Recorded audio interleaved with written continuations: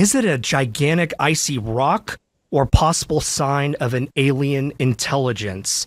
NASA today finally having a live stream event, which it says are new images trying to answer that question. Their conclusion, it's a comet. Now, Harvard professor Avi Loeb has been discussing this for months, and also his scientific work identifying at least 12 anomalies with 3I Atlas. He joins us now. Dr. Loeb, pleasure again to have you, sir. Hi, Doctor. Can you tell us your reaction to this event that NASA had? Thanks for having me. An hour before the event, I was asked by a reporter, what do I expect? And I said, I don't expect big news. NASA will repeat the official mantra that 3I Atlas is a natural comet and that they were unable to process the data until now because of the government shutdown. I expect the high-rise image to show a fuzzy ball of light like the Hubble image did, but I hope to be surprised. And I must say that I was not surprised. This was exactly what we heard. And in particular, there were a number of images obtained by various missions, NASA missions, and the collection of images presented, as well as some spectroscopic data, include fuzzy images that do not add much insight to the properties of 3I Atlas. They have some marginally new information, but they don't address the anomalies, the 12 anomalies that I pointed out. And there was no mention of the primary puzzles that are associated with 3I Atlas, including the two most important ones, the mass being orders of magnitude larger than the previous two interstellar objects. Based on the size estimate we have, the diameter is so much larger that the mass is 1,000,000 times more than the first interstellar object, Oumuamua, and 1,000 times more than the second, 2I Borisov. And given the limited reservoir of material in interstellar space, why have we not seen 1,000,000 Oumuamuas or 1,000 Borisovs before seeing 3I Atlas?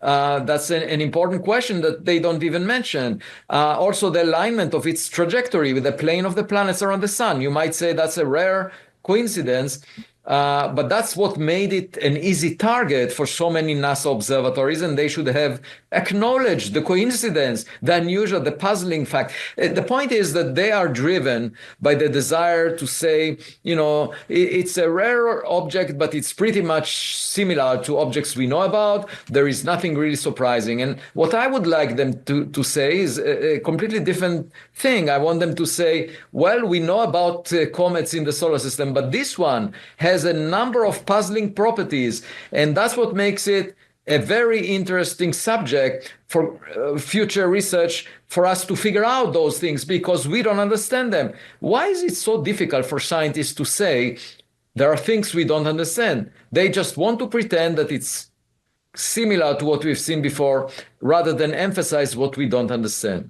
Doctor, you've gone over some of those anomalies. The one that struck me, because I'm a simple-minded guy here on planet Earth, is that changing tail. It's in the front, it's in the back, it's there, it's gone. Is that one of the main things that has stood out to you? Yeah, and in fact, there was an anti-tail in July and August, and then the claim was that we see the development of a tail just for a brief period of time during September, and then in October we couldn't look at it, and after it passed close to the sun, we now see both an anti-tail and a tail. Now, the tail is obviously the result of any material being swept up by either the solar radiation or the solar wind. And there are arguments that maybe this is an ion tail. In other words, that this is gas that is swept up. I don't have an issue with whether it's what it is, gas or dust. It doesn't really matter. But the understanding of the anti-tail towards the sun, the fact that the jet, there was one amateur astronomer that imaged it, and you could see it going 1,000,000 kilometers away from the object. And so there are these jets, and there were 7 of them in one of the images. And what is strange about the jets is that they are tightly collimated, and the object is supposed to rotate every 16 hours.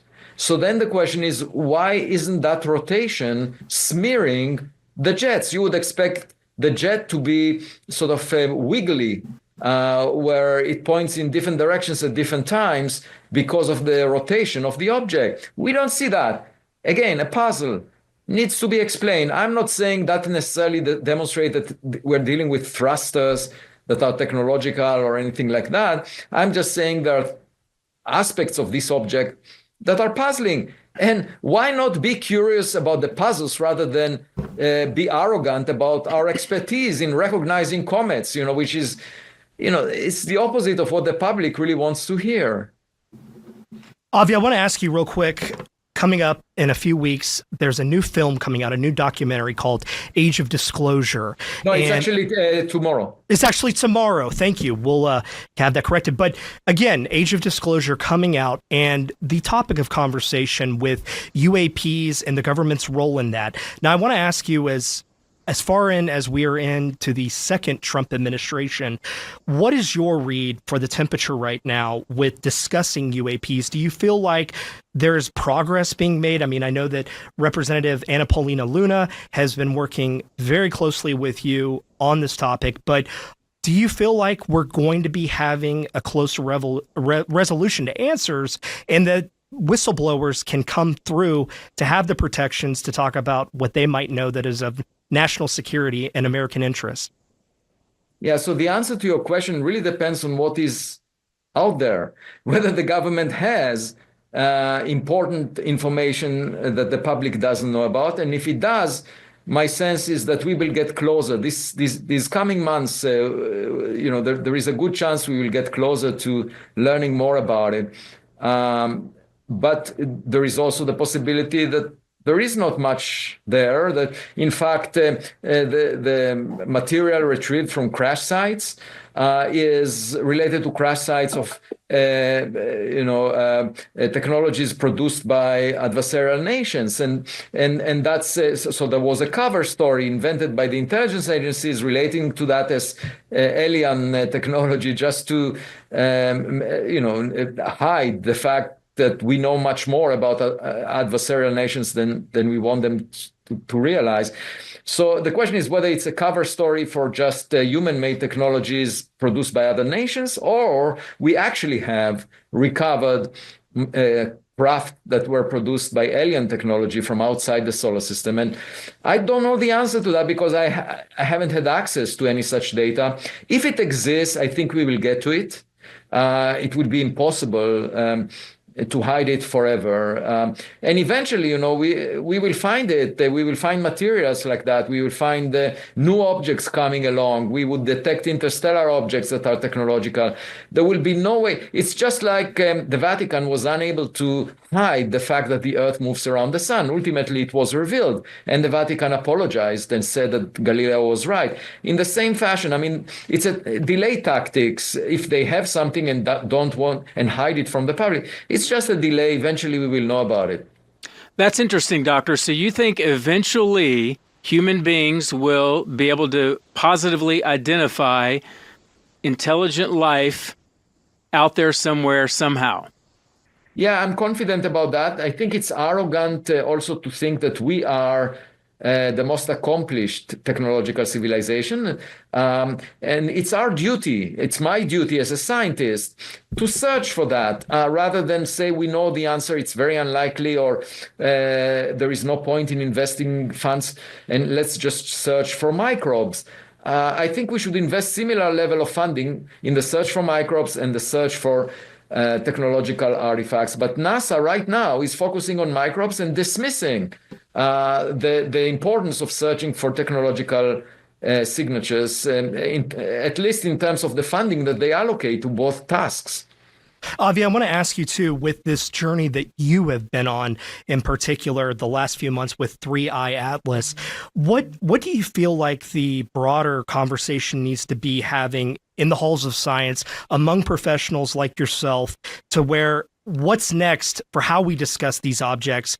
And I remember reading just recently with one of your papers that you put out, the long and short of it, if we're only going to be looking for icy rocks, really, that's what we're going to be finding.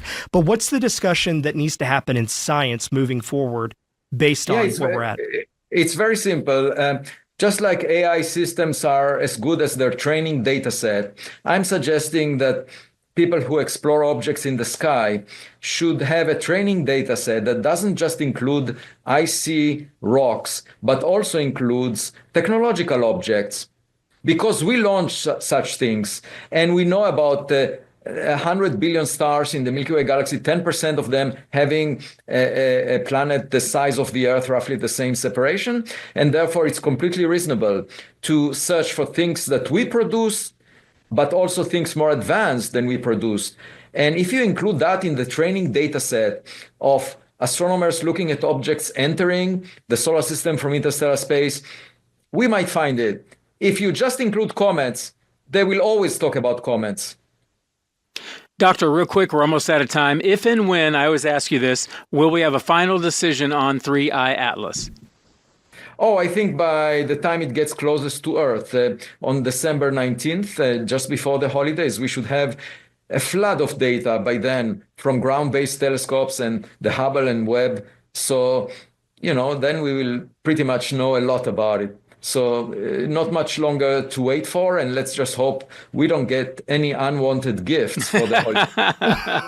I think definitely our Christmas plans. He's going to leave us with that ominous thought. Always. Doctor, always you're great. A pleasure. Thank you, sir. Dr. Avi Loeb, thank you, sir. I know you're a very busy man. Thanks for having me. See you soon. Okay. Thank you, sir.